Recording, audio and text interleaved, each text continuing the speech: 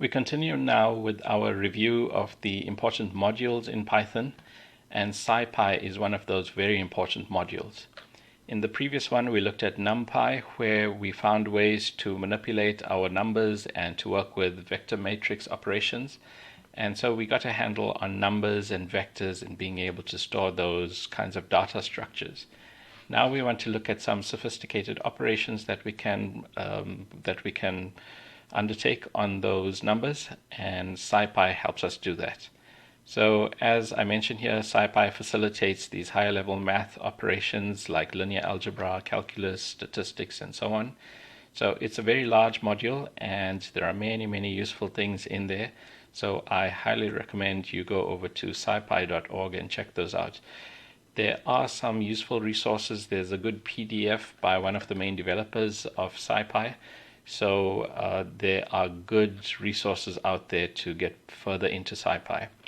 So what we'll be looking at in this video are some of the key operations that we might have grown used to in MATLAB, and the basic things that we as engineers need to do as a bare minimum for us to be functional.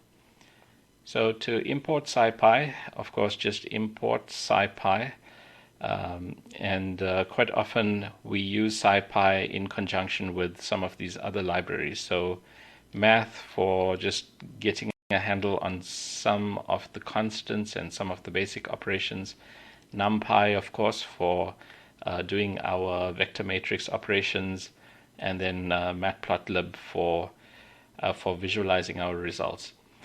In this video, we won't go into detail on matplotlib. There would be another video on Python modules. For now, we are just importing matplotlib to visualize some of those results. Going into one of the first areas, we can look at interpolation in Scipy.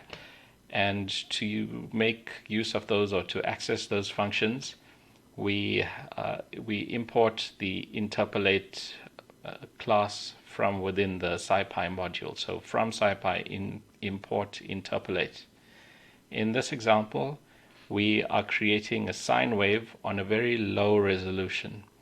So of course a complete wave occurs at twice or 2 pi, and here we are only using 5 points. Well, let's put this back on 3, so we get 1.5 waves, and we are just using 5 points, so it's a very low resolution space. In other words, I'm only using 5, 1, 2, 3, 4, 5 points, and then we are working out the value of sine of x. So if we plot that, you can see it looks quite jagged like this. And those are just 5 points, and we can interpolate over those 5 points. And in using interpolation, if we call on interpolate and we use the interp1d method, then it returns for us a function which does the interpolation. So in contrast to MATLAB, where you perform your interpolation directly on the vectors and you specify an additional vector of values at which we want to do the interpolation, in Scipy we receive a function that does the interpolation for us. So we receive an interpolating function which we can then go ahead and use. So here you see, in contrast to the data, we are regarding x and y up here as the data that we want to interpolate between. And here we are creating a set of x values at a much higher resolution, at 10 times the resolution of that. So there are 10 times as many points in xi, and here we are using the interpolation function. So we are interpolating between the values of y, and we are using interp1d, so that's one-dimensional interpolation, and by default that's the linear interpolation. So we are linearly interpolating our points, and you can see the result here. And actually there's a lot of overlap between these two, so I'm just going to write in a small offset. Let's use an offset of about 0.1.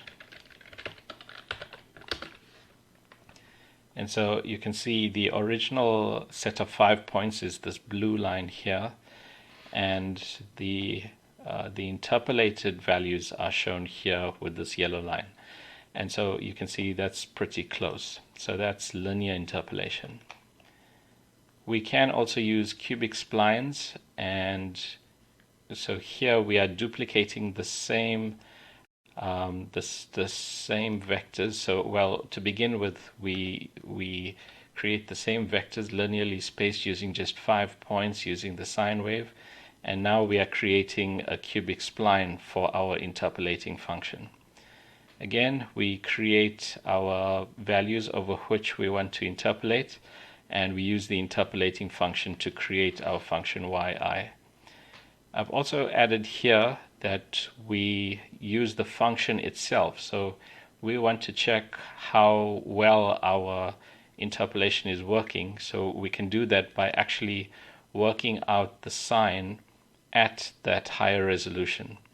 And in fact, there's no reason for me to use a separate vector for that. So I'm just going to use an xi. So xi is a higher resolution, and we just generate y at more values using xi.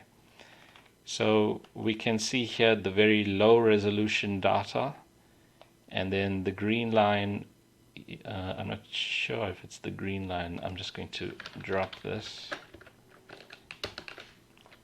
So the yellow line is the interpolated function. So using the cubic splines interpolation, you can see it looks much more like a sine wave now. So setting aside, just ignoring this for now, just using the cubic splines interpolation, we can see on the higher resolution grid, the curve looks like this. And then if we want to compare that with the real function, with the true sine wave, we can see it's remarkably close, right? Our low resolution sampling is on that curve, right? Even though I'm plotting straight line segments here, those points don't exist. It's only these endpoints that exist on the low resolution line. So that's sitting exactly on the line. Then we've got the higher resolution sine wave, and you can see the cubic spline interpolation overestimates slightly here. It estimates extremely well at these intermediate values, and then it overestimates a little bit here. And cubic splines will always give you a slightly lower error on the end points, and that's just because if you have 3 neighboring points rather than 1 neighboring point, it does a better job because it tries to equalize the first and second derivatives. So you can see here cubic splines doing a fairly good job. But it's always something to look out for when doing interpolation. Are we overfitting the curve? And that's a topic that you should get into in something like a numerical methods course. For now, just establishing for ourselves how to work with interpolation in Scipy. I guess that's good enough. There are many other interpolation methods available in the Scipy module. Looking now at integration, first let's look at definite integrals. So we have some function f of x, and we want to integrate between the limits a and b. So to access the integration, we use Scipy import integrate. So we import the class integrate from Scipy. And to use quadrature, we first create a function which gives us the kernel of the integral. So we first create the function over which we want to do the integration. So that's there. And then we specify our lower limit, the a here, and the upper limit, the b there.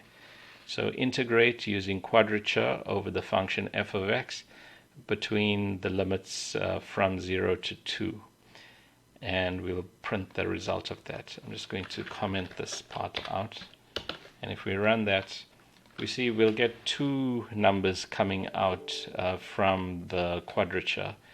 So the first number is the estimate of the integral, and then helpfully the second number is the maximum error that that's behind this number. So this is the answer, and then this is the error around that answer.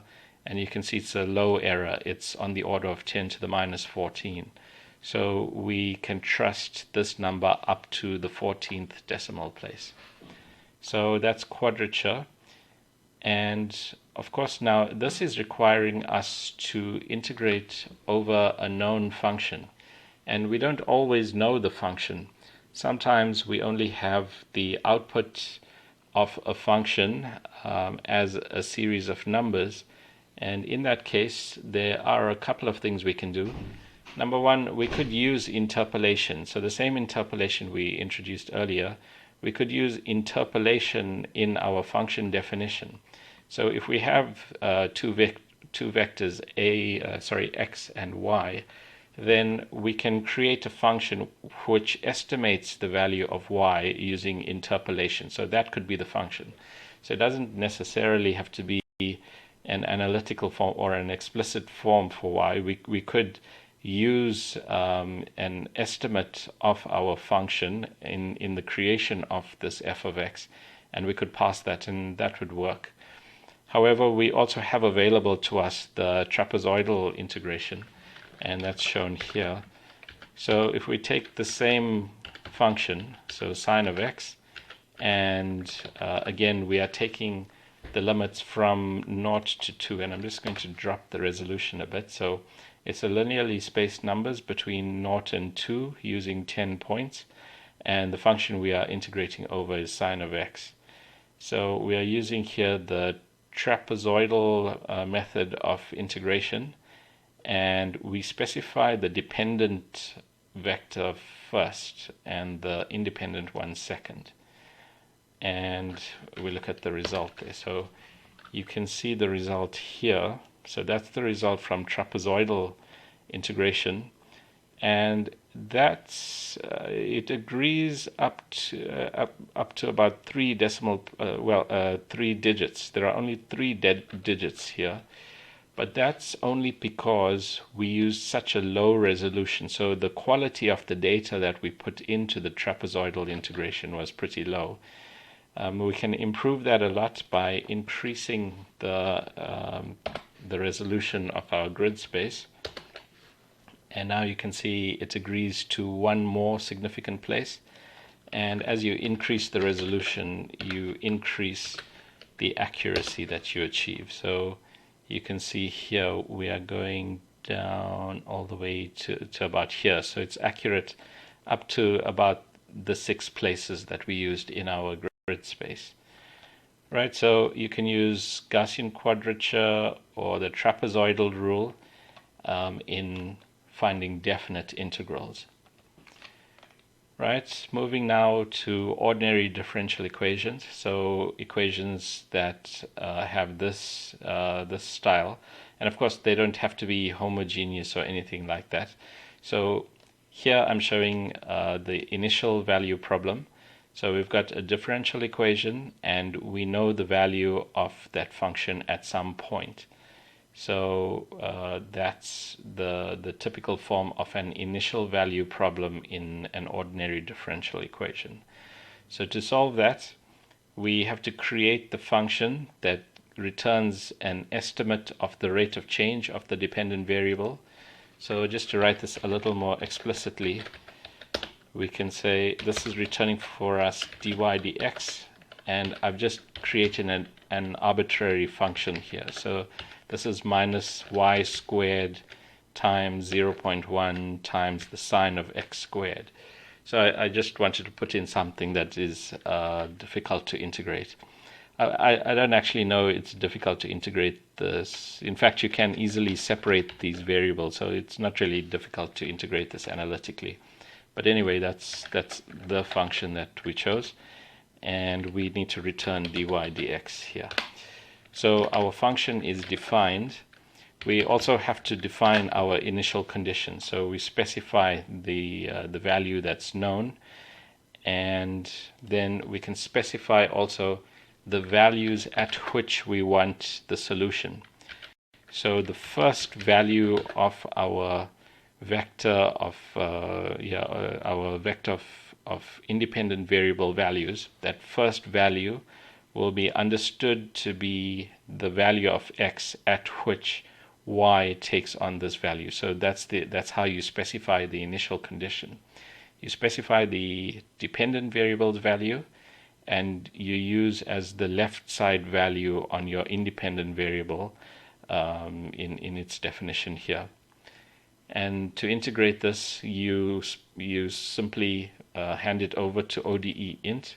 So from NumPy, we've imported the integrate class, and then in integrate, you can access the ODE int method, which expects the first argument to be the function itself. So as we said before, you can actually pass functions into the argument space. So your function is sitting here. The second argument must be your initial condition, and that's defined.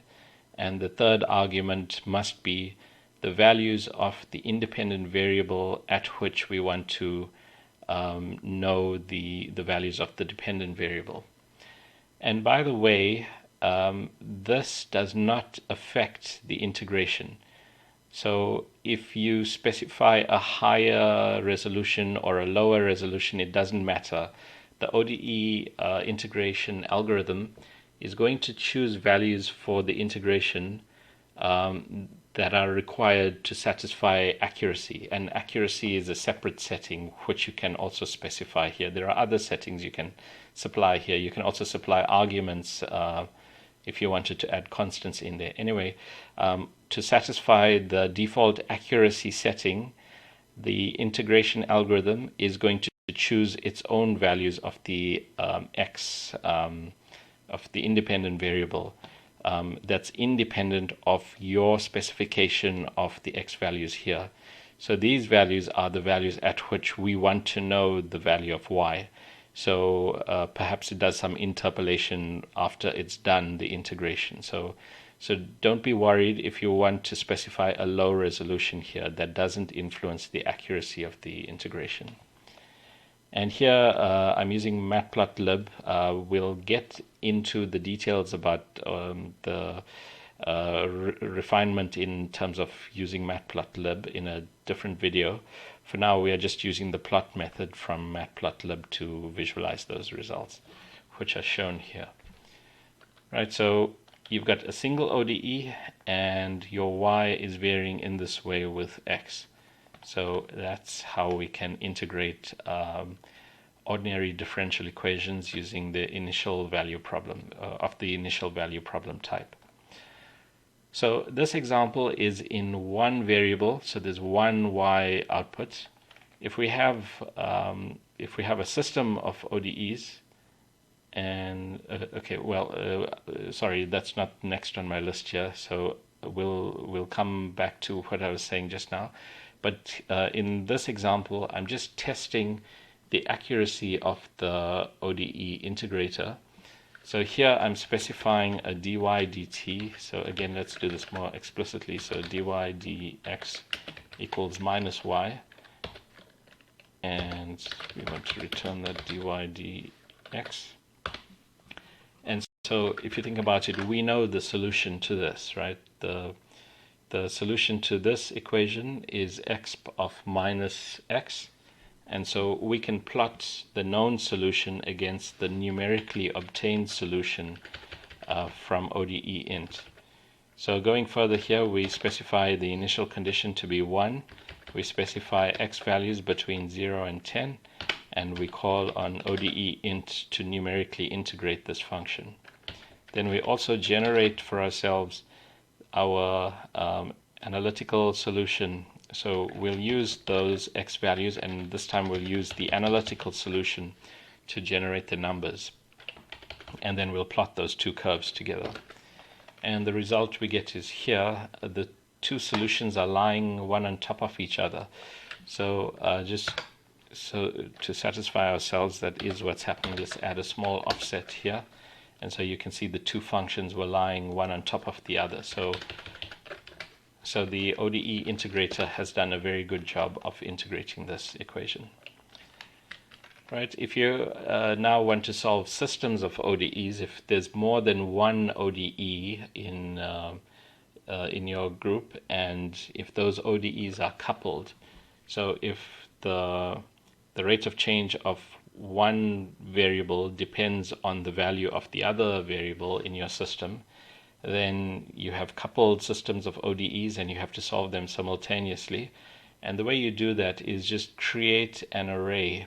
So in contrast to the earlier case where we were just returning one value, here we have to create an array, and we have to respect the positions. So the first variable must be returned as the first dy dx, and the second one the second. And maybe to make this one more explicit again, we can write dy1 dx equals, and it's going to be this stuff here, and then dy2 dx equals minus y1. And so we are returning dy1 dx comma dy2 dx. Right, so we are returning an array of derivatives. Note here that because this is an array now, because y is an array, to access values of y, we have to respect it as an array, and we have to extract the value for the position that we want. So for the first variable, this is basically our y1, right? Y array position 0 is y1, and y2 is y at array position 1. So that's how we can code in the case of two variables. And of course, for the two variable case, our initial condition has to be specified for each variable as well. So we specify a vector of values for our initial condition. And the rest of it is the same as before, right? We are integrating over some range in x, and we provide the function, we provide the initial condition and the values over which we want to integrate, or the values at which we want the solution to be shown. And you can see the result here. So in this case, this function didn't bounce around so much, and that's because now it's different. It's not just y0 squared. If we put in y0 here, then we can see we've got that oscillation that we had before. But when we use y1, y2, then it's a different solution. Right, so this is also an initial value problem. You can read about the boundary value solvers in the integrate class of the Scipy module. So much for integration. In linear algebra, we touched on it a bit in the NumPy module. So in NumPy, we looked at various operations on the matrix. Scipy also helps you to do things like, there's some duplication NumPy and Scipy. Scipy can also help you work out the determinant and your matrix norms, your eigenvectors and eigenvalues, and all your decompositions, so singular value decomposition. Really, if I can say, the flower of linear algebra, so singular value decomposition, and also the other ones like LU and QR decomposition. Your matrix exponential is also there, so everything is available in the linear algebra class of Scipy, and so you can load up linear algebra like that. So I'm not going to go into that. You can go and read up about how to do all these things in there.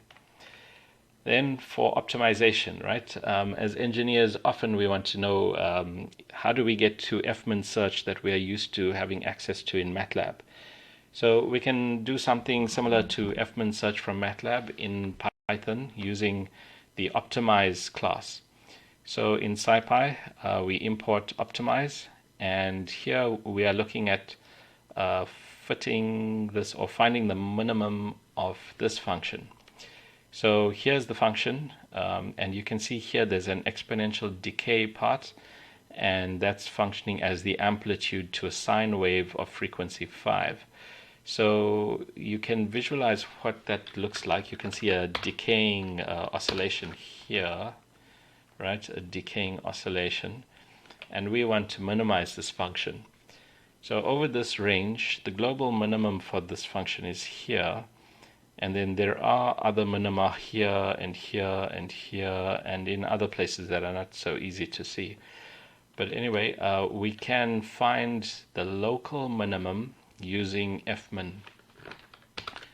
So in Scipy, I don't know why sometimes we pretend we're not trying to directly form analogs with MATLAB, but anyway, we use fmin rather than fmin search. So we call up that class, and from that class we use fmin, and we specify the function. So we've already defined the function that we want to minimize. So we specify the function that we are trying to minimize. So that function must return for us a value. It must give us the value of the function when given the input value. And of course, the input could be a vector of values, in which case this becomes a search over a multi-dimensional space. So for this case, I'm just looking at a simple 1D case. And let's take in fact, let's try way out there. So let's try an initial guess. I'm not sure if I said that. The second argument must be our initial guess for the solution, for the value of x that minimizes f. So we want to know what value of x gives us the locally low value of f. So in other words, if we were searching around here, what's the value of x, right? It's close to 2. That gives us this low value in y here. So we are looking for this x value that minimizes this function. So taking an initial guess for that value of 6, here we get that the x value is in fact close to 6, so 5.92 is the value of x. And here I've also requested that we just look up the corresponding value for f of x. So that's f of x there. Now if we change this initial value, let's say 4, that initial guess, you can see we get a different value for x. And we get an even lower number. So we've found a more minimum. And if we go further down, you've got another minimum here. So this function has many minima, right? So I'm showing this to emphasize that in fmin search, in fmin, it is a local search for a minimum. So it is a function of your initial guess. So in doing function minimization, doing it numerically, and if the function is not linear, then you have to have a good initial guess. So even in the simple 1D case, you need to have a good initial guess. And if we try 1, so for 1, it says actually the best value for x is 0.9. And that gives us the most negative value for the output. So that is actually the global minimum. So you might want to create a grid of values of initial guesses and run this on them. So that's minimization. And of course, this is just showing the simple minimization of some known function. Of course, we can modify this. So if we want to do things like least squares fitting, then instead of returning a known function here, we would return something like the least squares index. So in this function, we might send in the data that's available from some experiment, and then we might evaluate the model for some guess of parameters, and the difference between the experimental data and the model output, we would summarize that as the least squares index. So we would return that least squares index here, and then the framework is appropriate. We can just try and minimize the least squares index with respect to the parameters of the model that we are trying to find. So that's the application to curve fitting, right? So optimization, fmin can be used for that. So those are some key areas. These are 4 key areas that we can use in the Scipy module. And anybody working or who's from a MATLAB environment, this is my attempt to show the closest equivalence that we have to the operations we're very familiar with from there.